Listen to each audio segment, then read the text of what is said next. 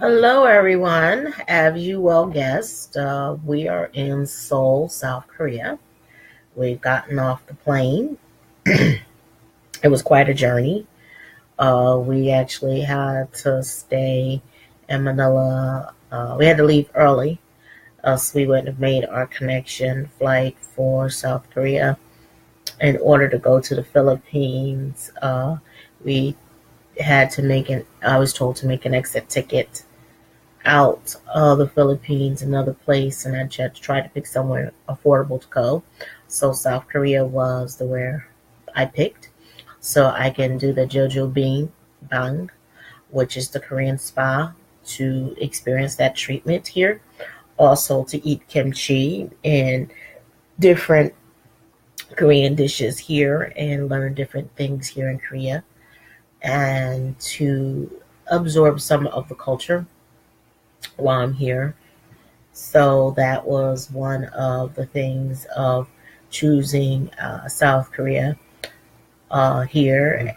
And I was told by a person that we only could do 21 days. And when we got here, was told when we got to the Philippines was given 30 days. So like I said, I was told, oh, you only get a 60-day visa. And I wound up getting a 90-day visa. So for somewhere, some way, what applies or seems to be happening is that I've been blessed. So I take that as a blessing, and I got to remember everything that everyone applies different to every different person. So that's been a blessing. So I can always go back to the Philippines if I so choose to. But let me tell you about Manila Airport. They gave away free food because they had people waiting for 5 to 8 hours for their flight. So they had to feed them. Also, what I realized, I paid for my food for my flight, and the food that I got was subpar. Joe believes if you like that, but that's not what I paid for. I paid for something different. That was a different dish. But like I said, I give them kudos for them doing that and trying to work, but they were having a lot of issues with their planes, and that seems to be the synopsis that's been going on for the month of July up until August. When I was coming there was a problem in Malaysia with their flight, their airplane. That was not right. And it's not the airline's fault. It's not the attendant's fault. Well, she won't say the airline's fault. It's not the crew people or the attendants or the flight attendants. They cannot help what is. And I've seen a lot of people get really nasty with them, like they were the one in control. But when you go to the counter representative, someone, they is nothing they can do but take your message, go rely it to someone else that's higher up and try to get some kind of answer. But people were getting indignant, talk about suing them. It's not them, the company, calling people out of names. It just really got really ugly really fast. And I seen that's just a pattern. When we don't get what we want right when we want it, we can get quite ugly. And I'm not saying I'm not guilty of it myself. Um, I'm just saying that I'm watching a mirror of how we react to different things around us, and it gets ugly. I learned just, number one, take a deep breath, do what you can do, and try to preempt what could happen. So I did, like when I got the email that day, that's when I decided to leave that night instead of leaving in the morning. But I had decided I was going to leave that night. My intuitive knowing something was wrong. I didn't get another email until when I said, I was telling you in the video that we were leaving.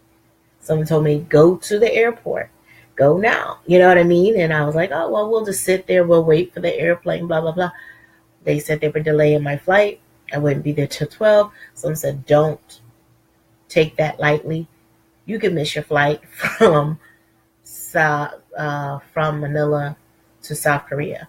And since it is Air Asia and Cebu Pacific are budget flights, they will not replace it, even if someone other flight make you miss it. You have to give them up to 4 hours notice prior to what's going on. So that is one stickler about taking the budget flight, being prepared, and how to go about getting what you need to get done.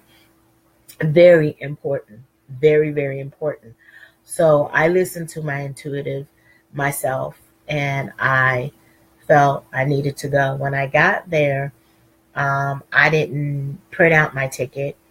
So I had told the lady what was going on. I had just received the email at the counter station at Cebu Pacific. And what she said to me is that you need to go to counter 1 to 5. Now, in order to get into counter Air Asia 1 to 5 or get in that section, you have to present your ticket of boarding. And I didn't have that. So I was like saying if I had internet connection.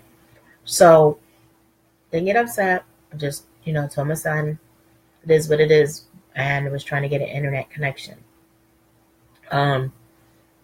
Then another person came and said they were going to a counter to get something. And didn't say anything that she let him go and didn't let me. And then a lady came with a baby and didn't have all the tickets.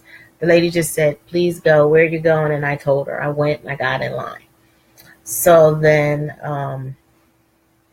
we went our baggage. Let me tell you, you cannot be, if you have your baggage at Air Asia, cannot be over 20 kilograms in the Philippines. In Thailand, if it's 22 to 23 or 24, they'll let you go. And that's what we had. Well, no, we had 22.1. We actually lightened our load. And she says, I'm going to have to charge you 4 kilos. Those 4 kilos cost me $68 USA dollars, not baht, not pesos, 68 American USA dollars. So I paid it because at that time, I just had frustrated. But also on your flight for Air Asia, you're only allowed 7 kilograms by carry-on. So if you're a woman, you can get away with having a purse, okay, and putting little essentials in there. I'm just giving you some tips.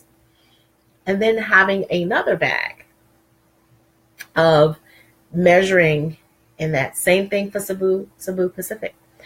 What they have is that you take the bag and if it can fit in there, that height, that weight, then you can go.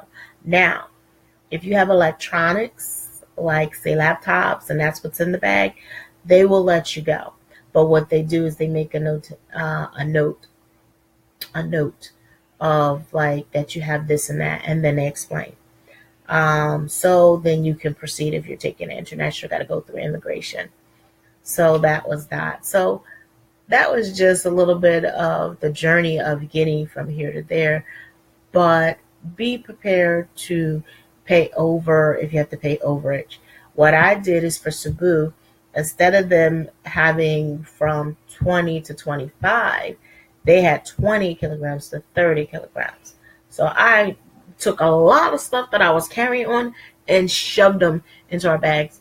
Well, we were two kilograms, or we should say we were 4 kilograms less than we wanted to be, but it was okay. We didn't want to stretch our bags. Like my son's like, don't stretch your bag, rip your bag or break and make it weak. But that's okay. So at least we knew what fit, what didn't work. And what I liked about at the Philippines at airport versus the Cebu International Airport is that you can weigh your bags for free. Where when you go to Manila, when you go to Cebu, you got to pay for it. And it's 10, what was it? What was we at? No, that's not where we were. We had to measure it at the airport.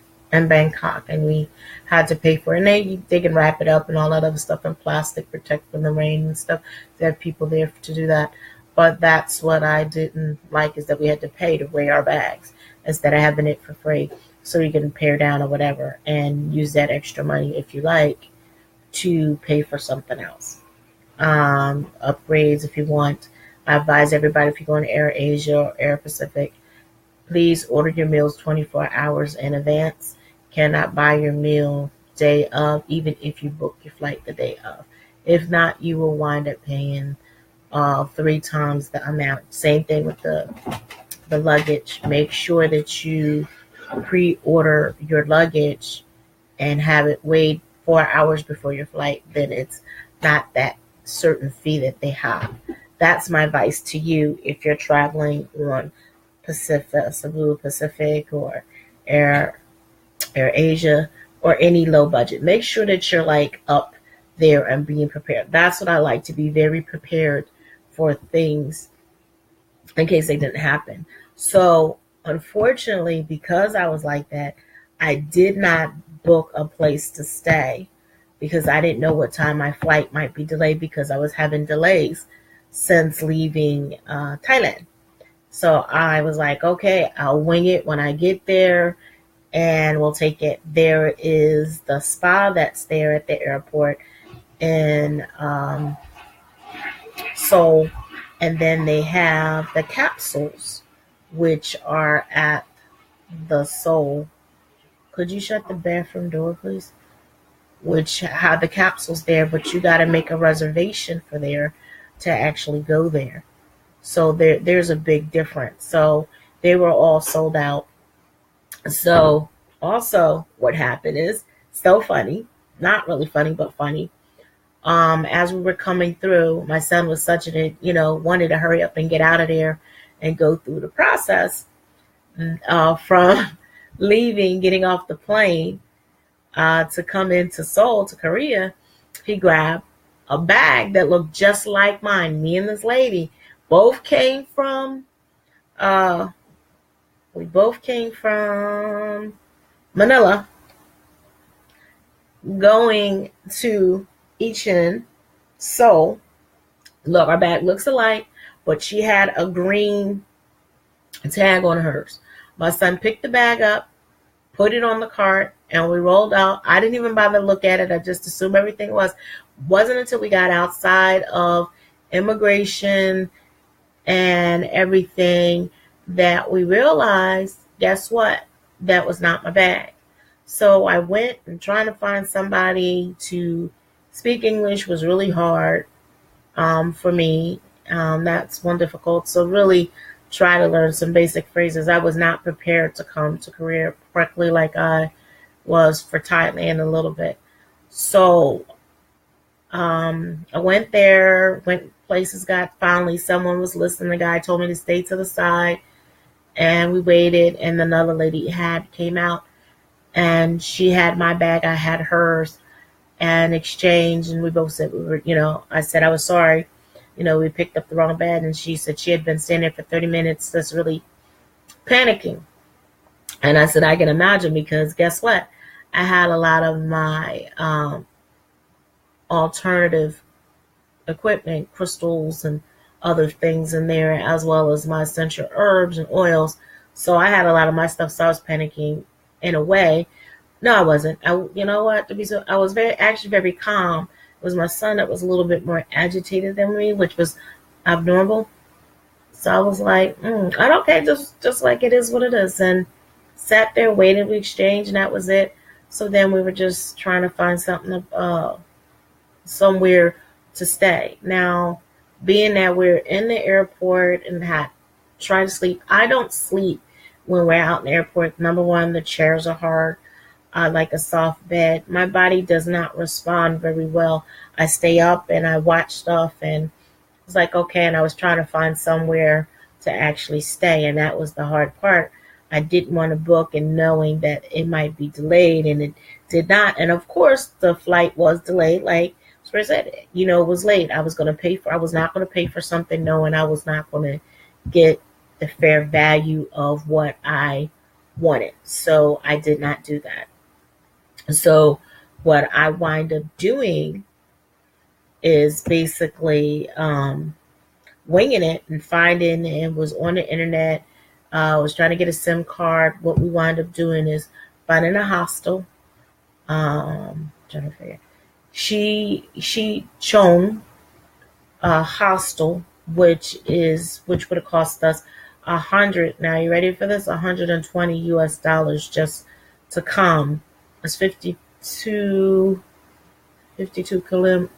kilometers. Yeah, 52 kilometers from the airport. But it's not the GIMP and other things and City Hall, and it's near UYU University, which is really nice too. And the restaurant that I went to is a lot of eateries, a lot of 7-Elevens, right? Very good, next to the subway. So I'm learning today. I decided I was going to relax, take it easy, and just learn and enjoy the food. And then on Saturday or Sunday, what I'll do is do the Jjimijil, and then maybe the next day I'll do the other Jjimijil. I want to go and experience at least both of those while I'm here, so I have something to compare them to. And I'm taking, my son for him to get relaxed, but I want to experience the salt, the oxygen, the freezing, the cold, and taking it and just enjoying the healing. Um, when I looked at my page and I took the picture at the restaurant, I was like, wow, you are swollen. Well, I knew my ankles were swollen because when you're in the air, you are dehydrated. And I was been drinking water, but not enough water, evidently, because my feet were swollen. I had, like I call them, the Flintstone feet, from my ankle to my feet. The Flintstone feet. They were nice, puffy, and chubby. Beautiful. So I was dehydrated. So when I got off, I started drinking water and drinking water and drinking water because I needed to drink water. You need to get all the stuff out your system. So since I've been here, I've been rehydrating and drinking because my body needs to drink for traveling for those three days and not resting. And I was drinking a little bit, but evidently not a lot. Like when I was at the hotel or when you're somewhere else, you can drink water. So listen to your body. Your body will tell you when you're thirsty. Your body will respond in kind. And that's what you want your body to do, respond in kind and be able to take that healing. So I decided we're going to go out. I did not want to rest. I did lay down for a little bit, but we arrived a lot early. We arrived, I want to say about, we finally caught a bus to Incheon bus stop, which is an hour and 20 minutes away from the airport. That cost us like 18,000 won. No big deal. Not bad. Then we tried to flag down, try to get Uber. Uber here, you have to, another FYI for you, Uber here, you have to have a Korean credit card or in their system where Uber has connected and made some kind of connection. Also, could not get Grab, who I've been using extensively, which I really like in the Philippines as well as in Thailand. Love Grab. Found it by name Sweet Pea. Gave me that referral. Awesome. Thank you. So that doesn't work here. It just said it's not available. So I was like, okay, maybe Lyft here, but Uber's here. Didn't want to do the taxi meter because I've heard some nightmares about doing a taxi meter. So at this time it was getting late. We have been, here it's 5:00 in the morning. It's getting late, early 6:00. And I'm like, oh, well, 8:00, I wanted to go to Jjimijil. And it was like, okay, you're not going to make it. It's just, you're just not going to make it. So I said, okay, no problem. I won't do that. I will figure something else out. So I just did the hostel, we'll just go to the hostel and do it sometime this week. And I actually got to meet her. And the guy actually spoke Japanese. And something where it's like "desu and konnichiwa and all other like Japanese words. Like I studied Japanese when I was in college, and then my friend Sachiko and Hadaway, and also studying Nichiren Daishonin Buddhism. I basically learned a little bit of Japanese, but I have forgotten, but I could remember some of the words and that. And I was trying to explain to my son the writing in Japanese, haragai, was a different form. I know I did not say that right, so please forgive me for the incorrect saying of the writings. And there's different forms of writing. Hanana is another Japanese form of writing, but I have forgotten because I haven't used it in, say, about 12 years, where I have to, if I was practicing every day and speaking to someone every day in Japanese, hopefully it will come back, but I cannot read Japanese. And let me tell you about us as Americans being prejudiced. We're in Korea. What did my son say? He thought he was Korean. And the guy looked at him like, you know what? I said, he's Japanese. He translated. He's like, well, Mom, I showed him the sign. He was in Korean. And I was like, nope, he's Japanese. And then he says, are you Japanese? He's like, really? Really? See how we assume, because we are in another foreign country, that we, everybody's Korean. I didn't assume that. I never known that. Like on the flight to Korea, I was looking at a lot of people. There was people from Vietnam. There was people from the Philippines going there. I seen some Koreans, but everybody of every culture has a certain cultural feature about their face for me that I can distinguish Korean, Japanese, Chinese, Cambodian. They have a certain like face structure, just like different tribes in South America, different tribes in Africa.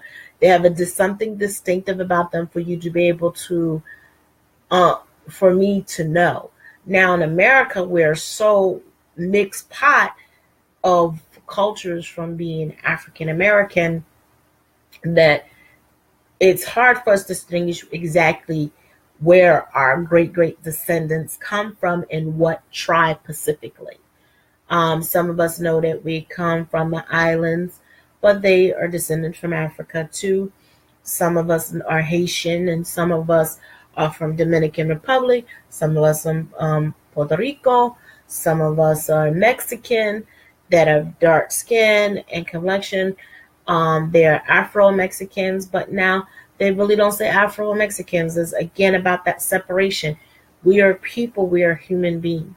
I'm just saying, there's just so many things that we have going on that I'm learning that the more it seems like we're separate, the more we come together as one and just blend in as a tribe, accept people for who they are and what they are. I'm just loving the blast of me manifesting, saying I wanted to see the world and go different places.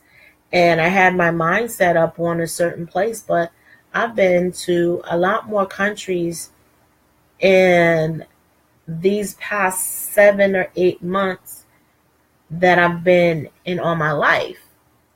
And that to me is very refreshing. I've been to a couple countries prior to this, but just saying in these 8 months, I've been going Malaysia, Thailand, China, Philippines, Korea, and hopefully more. These are the blessings that I'm looking at. So when I say to you, the world is your oyster and is how you want to be served. Do you want to be served as that oyster raw, fried, sauteed, baked, boiled, steamed, all kinds of ways? The world is your oyster and how you choose to do it. Fly, boated, train connection, ocean. There's different ways. Riding your bike, hitchhiking. The world is waiting for you to discover what you want to be and where you want to go. It's up to you. Make it happen. And do not take my word of what I see or what I feel. Find out for yourself. But it's nice to have something to gauge on. But find out and talk to other people that have been certain places, because my experience might not be the same experience, and that's what I'm learning. Some people have had nasty experiences in Thailand, and I have yet to experience that in Malaysia. They were talking about prejudice. I've had one incident that was in Koh Samui where the guy, I was with another woman of color that was from the UK, and he had to ask her, was she sure she was from the UK? And that was quite bold of him, but we all make assumptions, Well, you're dark skinned, so you must come from Africa. No, we're not. So it's interesting. I've had more people, like I said, welcoming. I had the blast at the Cebu Residencia Lords, and that's a culture of Spanish culture and Chinese culture and Asian cultures there together. And listening to the languages like Sanchez and Gonzalez and these names that I know that you're Hispanic, but they're not Hispanic. They are Filipino. So again, perception of what we assume or think. Like my name's Cecily D'Angelo. You would think someone of a fair skin, not as dark, but you know what? We come in all shapes, sizes, and colors. Just putting it out there. So same thing with that. You're going to find all hues of us all over the world. In Norway and Finland that are actually from Finland or from Norwegian that are actually here in Swiss.